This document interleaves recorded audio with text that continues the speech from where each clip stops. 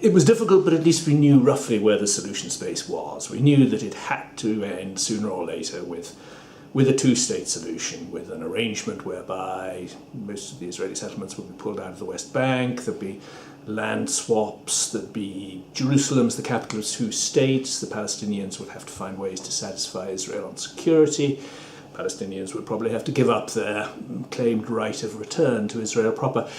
It now seems as though that two-state solution idea is evaporating. Europe issues lots of declarations condemning Israeli settlements, but the settlements go on, and Israel has learned that there aren't actually any costs involved in proceeding with the settlement policy. On the Palestinian side, we give a tremendous amount of aid to the Palestinians, which has produced not a thriving economy, but a dependency economy. Extraordinarily, the average Palestinian business in the West Bank employs less than 4 people.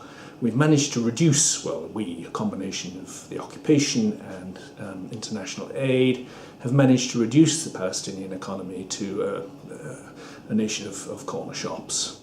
What do we do about it? Well, the recommendations in this report are essentially for tougher love on both sides. We do need to learn to deal with the Israelis a little bit more assertively than simply rebuking them after the event. I don't mean sanctions. I don't think Europe is ready to try to impose sanctions on Israel. I do mean that we should, in the first instance, be much more scrupulous than we have been recently in distinguishing between what comes out in the way of economic activity from the settlements and what comes out of Israel proper. We need to draw that line much more scrupulously. At the moment, we are importing from the settlements alone into Europe, 15 times as much by value as we buy from the Palestinians. This is ridiculous. The other side of the coin, the tougher love with the Palestinians, which is to wean them off aid dependency whilst at the same time working with them to see what can be done to regrow their real economy.